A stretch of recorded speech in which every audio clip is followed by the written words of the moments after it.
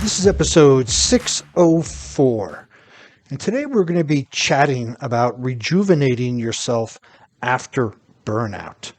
If you've recently suffered burnout or going through it right now, you're probably looking for ways to restore your peace, health, and happiness. And I know that with a lot of my corporate and private clients, the big thing is this topic of burnout. And because of either overworking, working from home, trying to do a work life harmony, whatever it may be, but people are internalizing a lot of the external world through stress and burnout. And it's important to treat yourself lovingly after such a trauma. I mean, even if you've come out of it, we want to regain that. And so you don't develop chronic health conditions, chronic other conditions. So whether you're in the middle of it or out of it or even going into it, it's important to treat yourself with love, care, and kindness.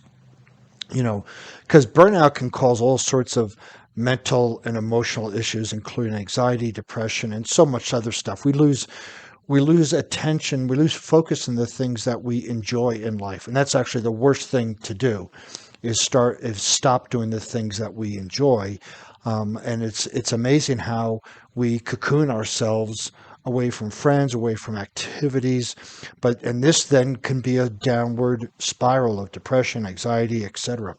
You should try to recognize the signs that lead to burnout. And that's been a whole nother podcast that I put out about the signs. But basically, when you stop doing the things that you like, that's a big, big, big red flag. If you concentrate on restoring yourself after, before, even during burnout, you can avoid these issues and get back to your true self, your happy place, if you will.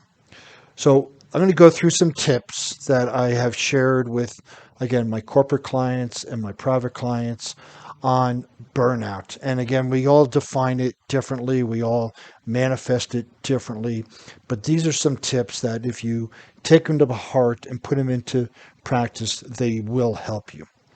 So find a new direction. If what you're doing isn't working, do something else. Whether that is at work, perhaps finding a new direction, a new job, a new career within the company or externally. I don't recommend that as the first course of action because whatever stress you're feeling in the old job, you'll bring to you in the new job. But finding a different direction. So it could be that you just need to do something different with the work. Perhaps it's letting go of some projects that you have. Perhaps it's delegating some projects. Perhaps it's even on your personal life. Find something new to do that you've always wanted to do. If you wanted to take dance lessons and you just don't feel like it, you're depressed, take the dance lessons. So finding a new direction is really easy, but it's not simple. And this is where a coach can come in and help you with finding this new direction. It could be a whole new makeover in life, but we have to be careful on wiping out so much of our life to start a new one that we wipe out the things that we really, really enjoy. Because when we're in this burnout phase, nothing seems fun. But if we go back to 2 months before burnout, we were doing things that we liked, whether it's exercising, going for a walk in nature, meeting with friends for coffee, going out dancing. When we look back on our life before burnout, we see the things that we love to do. So if we do take a new direction, we want to make sure we keep those things that we love within this new direction that we're taking. Take a break. That's what vacations are for. Now more than ever, we need to take vacations. And whether you feel, let me just share something. If you leave work for 4 days, they're not going to close down. If you stay and work overtime, they're not going to build a statue for you. So you need to take a break because if you can't take care of yourself, you're not going to be able to do your job correctly. So that can be either take a break during the day, the Pomodoro method, every hour, hour and a half, you get up and take a break for 20 minutes, walk around. Even if you have a remote office or working from home, you still can get up and walk around outside. You can take a break once a month, take a 3-day weekend once a month, and then perhaps every quarter, take a little bit longer break. But you need to take breaks. And I would recommend starting with the Pomodoro method, which is, for every hour, hour and a half, maximum 2 hours that you work, you stand up and take a break and get away. Go outside. It doesn't matter where you are. You still can go outside, breathe some air, look at the sky, just take a break from whatever you're doing, and that will be a tremendous benefit to your mental well-being. Then take a look at taking a Friday off a month for a while and just being by yourself. If you have family, when you're working, your family isn't there. So take a break and go away, get away from your desk, go away to a park in nature, do something that you love for the whole day. Take that break. Taking the break is probably one of the easiest ones to do, the simplest things to do, but people refuse to do it because they put too much importance on themselves in a company. And again, if something happened to you and you weren't there anymore, they would find somebody to replace you. So we don't want to make ourselves overly important. We want to be engaged in our work, but we don't want to give ourselves this false sense of importance that that's a detriment to ourselves. The other thing is that we talk about. I heard this in a seminar. We all are now wearing this "I'm busy, busy, busy" mantra as a badge of honor. And we were challenged at this seminar to replace the word busy with important and see how it feels. Somebody asks you how you're doing. Oh, I'm so important. I'm so important. Hey, what are you doing today? I can't. I'm just so important. I can't do that. That's to create a shift from saying busy to really have it looking at us as being self-serving. We want to project that we're important. We want to project that we're busy. And really, we take on way more than we should or we need to. So take a break, stop saying that you're busy, and just enjoy that break time. Solve the problem. If you're in the middle of something and you are just getting angst up about it, solve it. Don't look for the problem, look for the solution. So if you can't sleep, as opposed to saying, why can't I sleep? Ask the question, how can I sleep better? And start to solve that problem. Put things into place. We don't know if something's going to work unless you try it. You can say, well, I've tried music and I've done this and I've done that. Well, then you're just arguing for your limitations, right? If you hire a coach or you come up with solutions and you boycott them or you ignore them because you've tried it before, you're just arguing for your limitation, arguing for your pain. And we want to just solve the problem. Whether it takes 5 tries to solve it or 20, you're focusing on finding a solution as opposed to asking why the problem is happening. So solving the problem is actually coming up with a solution as opposed to asking why it's happening. And it can be, if you're in the middle of a work with a bunch of projects, solving that might be using the Eisenhower priority matrix and delegating some of it. It might be taking a look at asking your family to pitch in more with house chores. Whatever that is, you don't need to carry it all yourself. This is what coworkers are for. This is what family and friends are for. You can ask them to help carry that load for a while until you can regroup.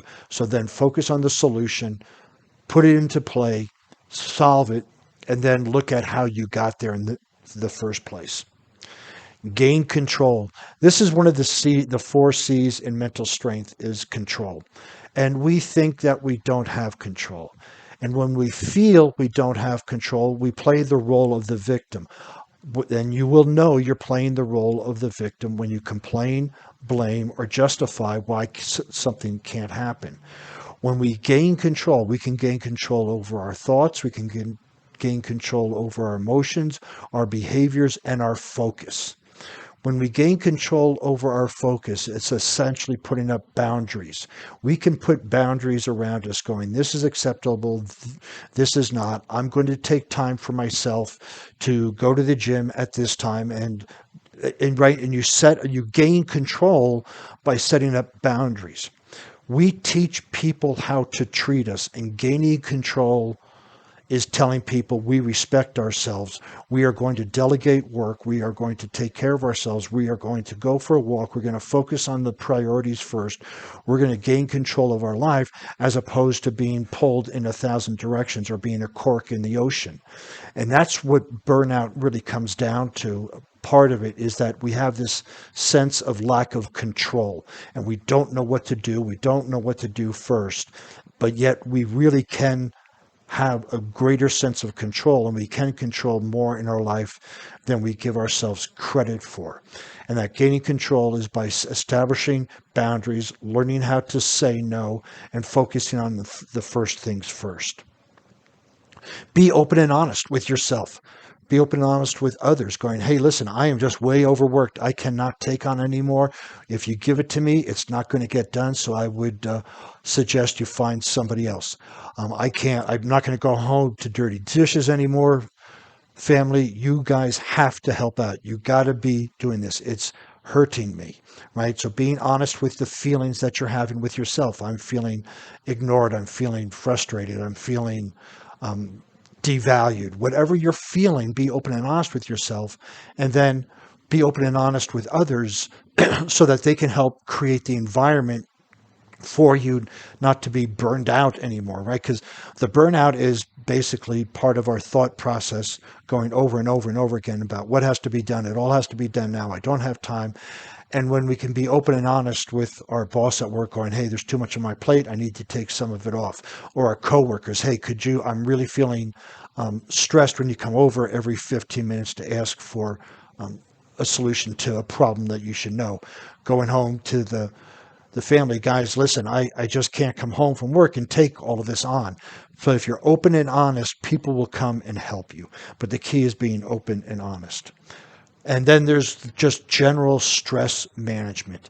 And those are things, taking care of yourself. Exercise, walking, movement, yoga, proper hydration, stay away from sugar, stay away from processed foods. All of those things add to it. Meditation, quiet music, walking in nature, forest bathing, all of these things help with stress management. And if you go back to a time when you're not stressed, look at the things that you do, and that's part of your stress management prescription. So look back in your life, in history, find the times of life when things were going great, or at least better than they are now, and look at what you did and start doing those things. That's part of your stress management prescription. So just keep in mind that these strategies will help you regain peace within yourself if you work them. They will. They will work. They've worked with all my clients, every single one of them. They may not have done all of them, but they do one of them and the stress starts to be reduced, and then they do another one and it gets reduced again.